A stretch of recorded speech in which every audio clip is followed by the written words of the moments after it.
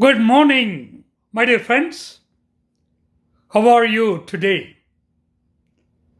Are you praising and thanking God for another day He has offered to you to live this human life with great joy and meaning?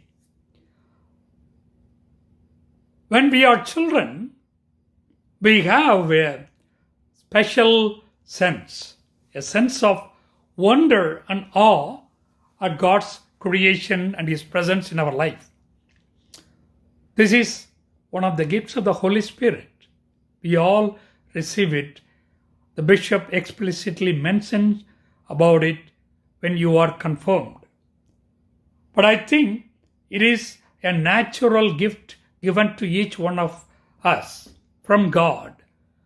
A natural, intuitive sense of knowing God and admiring and wondering of all His creations in front of us. For example, a butterfly flies there, the child opens its mouth.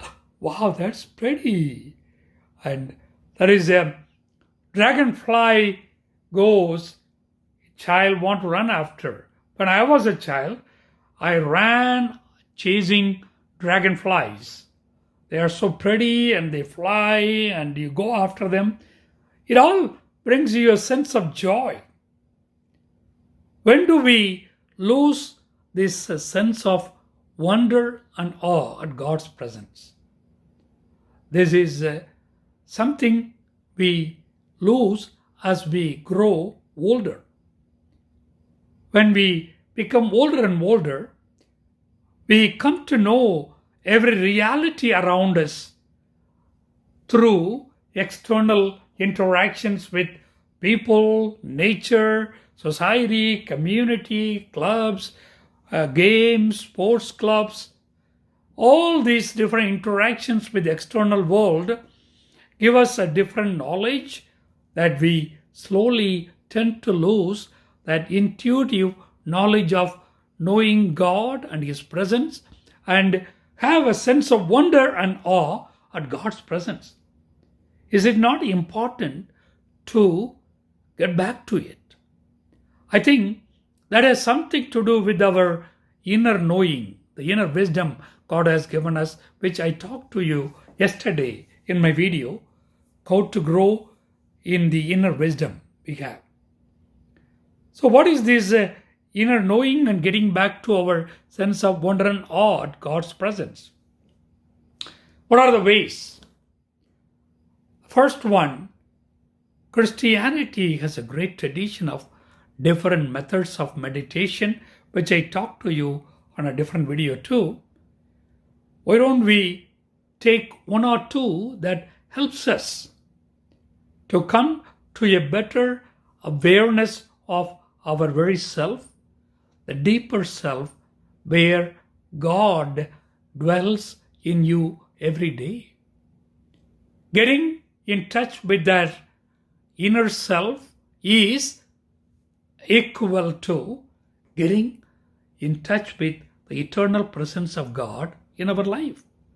And meditations are best tools to reach your inner being where you remain with God in true communion and solidarity and love. That is where you have a non-dual existence. You and God become one. The knower and the known becomes one. We are not anymore divided. God is there and I am here. But you come into close communion with Him. Come to know Him more intimately. For example, in a guided meditation or a silent meditation reflecting the words of God. Or doing a Lectio Divina. That is one way. Then, being engaged with everything you experience in your life. Not being indifferent to things, but being engaged to every reality you come in touch with. And be present to everything. Whether something happened to a person around you or to you, be present totally.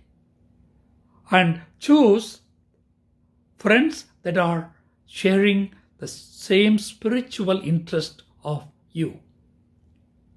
If you share the same spiritual thoughts, spiritual interest, and methods of praying and connecting with God, if you are in agreement with a friend, choose that friend.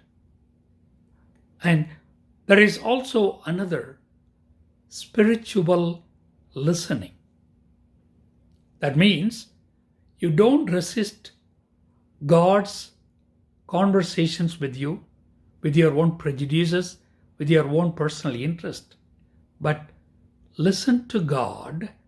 That is a spiritual listening every day.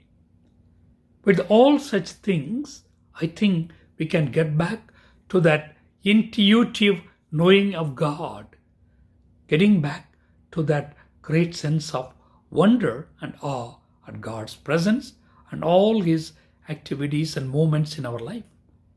That is a great way of spiritually growing and getting in touch with our true inner self. Thank you for listening, and God bless you.